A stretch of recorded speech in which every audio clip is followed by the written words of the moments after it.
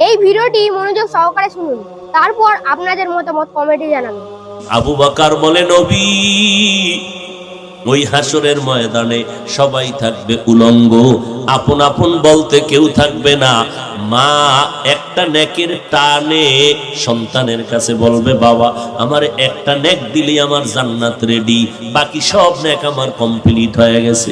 সন্তান বলবে, দুনিয়াতে আমি মায়ের পেট থেকে আসছি ঠিকই, তবে তুমি যে আমার মা আমি তা বিশ্বাস করি না, যাও আজকে তোমাকে একটা নেক আমি দিতে পারবো না। এইবার সন্তান দেখবে একটা নেকের অভাবে মায়ের হাতে জাহান্নামের হ্যান্ডকাপ লেগে যাবে। মাকে ফেরেশতারা টেনে টেনে জাহান্নামের আগুনের দিকে নিয়ে যাবে।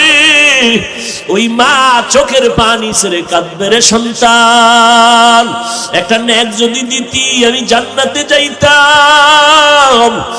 আর ওদিকে সন্তান যারা নেক আমল নিয়ে যাবে, ওই সন্তান যখন জান্নাতের অর্ডার হয়ে যাবে নেক আমলের বরকতে, সন্তান বলবে, আল্লাহ আমি একা জান্নাতে যাব না, আমার মা কই, বাবাই কই?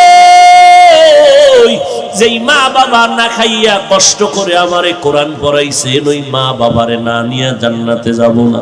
আল্লাহ কয়, নে তোর মা কেন বাবা কেন, তোর আপনজনার ভেতরে দেখ 10টা মানুষ বাছাই কর যারা জাহান্নামের আগুনে জ্বলবে। এখন সুপারিশ কর, আমি কোরআনের বরকতে তোর সুপারিশ কবুল করিয়া 10টা জাহান্নামীকেও জান্নাত দিয়া দিব। এই ভিডিওটি যদি ভালো লেগে থাকে তাহলে প্রিয়জনদের মাঝে শেয়ার করে দ্বীন ও ইসলাম কায়েম রাখবেন।